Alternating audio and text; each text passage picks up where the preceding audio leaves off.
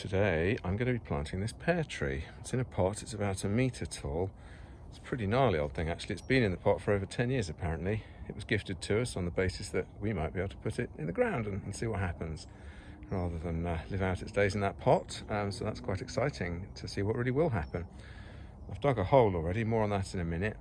It does look pretty gnarly. It is honestly alive. You can see, if the camera will focus, there are some little buds here, and there were leaves on it up until a few weeks ago. Actually, something down here worth pointing out.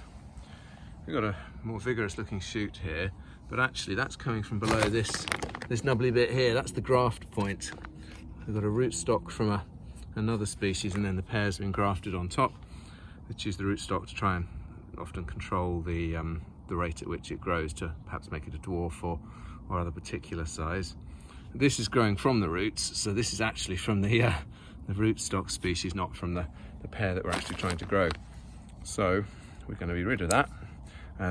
When that happens, these things are called suckers, but that sucker is no more, and we'll have to watch out for more of those. I've dug out a really good hole, taken off this disc of grass and moss, frankly. Here, dug it all out, put the soil in this trug just to save ending up with a big soily patch on the grass around. It's probably at least twice the width of the pot, as they usually say. I imagine the compost in there is absolutely wrecked. It's had 10 years of this tree sitting in it. So we'll get it out, we'll give it some new compost from this bag and mix that up with that soil and firm it in well. I'll be honest, I'm not planning to stake it because it's not very tall and it's in a fairly sheltered position, and I haven't got a stake. So let's get it out of the pot and get going. I'm not being very scientific about this.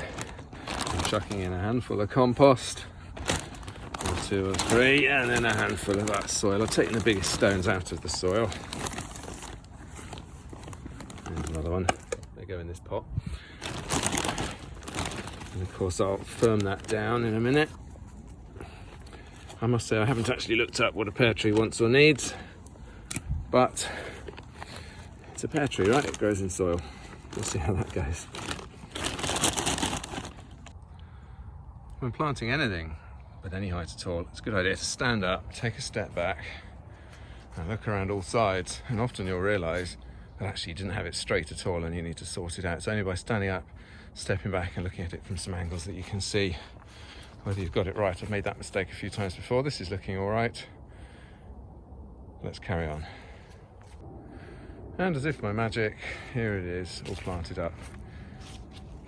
I have put a bit of a mulch of compost on top, but not trying to mount it up around the bark. Should probably free that up a bit more even.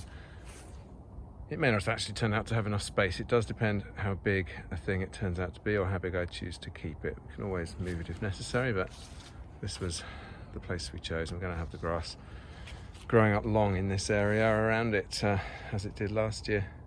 Well, last thing, I did leave the soil level below that of the grass around, at least a bit, so that when it comes to the dry parts of the year and I might be wanting to water it to help it establish, the water doesn't just run straight down this slight hill. It can actually sit in the hollow a bit and soak in.